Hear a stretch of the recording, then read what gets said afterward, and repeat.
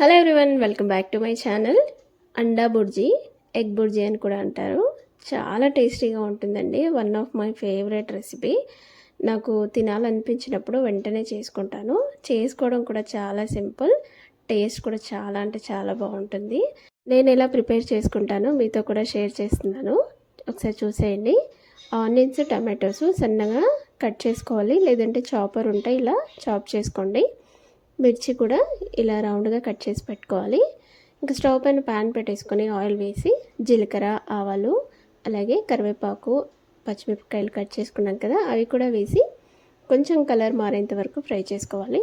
ఇప్పుడు అందులోకి మనం చాప్ చేసి పెట్టుకున్న ఆనియన్స్ వేసుకోవాలి. చాలా సన్నగా చాప్ చేసాం కదండి, మాడిపోతాయి వెంటనే, అందుకనేసి ఇలా కలుపుతూ ఫ్రై చేసుకోవాలి. ఇప్పుడు అందులోకి అల్లం వెల్లుల్లిపాయ పేస్ట్, పసుపు వేసి కొంచెం పచ్చివాసన పోయేంత వరకు ఇలా ఫ్రై చేసుకోవాలి. ఇప్పుడు అందులోకి మనం చాప్ చేసి పెట్టుకున్న టమాటోస్ కూడా వేసేసుకోవాలి. టమాటోస్ వేసి ఒకసారి కలిపేసుకొని కొంతసేపు అది ఉడకనివ్వాలండి. టమాటోస్లోంచి పచ్చివాసన పోవాలి. ఇప్పుడు అందులోకి మనం కారం, ఉప్పు వేసుకోవాలి. మీకు టేస్ట్ అకార్డింగ్ వేసుకోండి. పచ్చిమిర్చి వేసాం కదా, చూసి వేసుకోండి. ఇలా ఒకసారి కలిపేసి కొంచెం ఆయిల్ పైకి వచ్చేంత వరకు ఇలా ఉడికించుకొని అందులోకి ఎగ్స్ యాడ్ చేసుకోవాలి. నేను 3 ఎగ్స్ అయితే యాడ్ చేస్తున్నానండి. ఎగ్స్ వేసేసుకొని ఇలా మొత్తం కర్రీలో కలిసేలాగా కలిపేసుకోవాలి. మనం ఆనియన్, టమాటో అవన్నీ ఎగ్లో మిక్స్ అయిపోవాలి. ఇలా కలిపేసుకోవాలి. ఇలా మీడియం ఫ్లేమ్ పెట్టి కలుపుతూ ఉండాలండి. కొంచెం దగ్గర పడేంత వరకు మీడియం ఫ్లేమ్లో పెట్టుకోవాలి.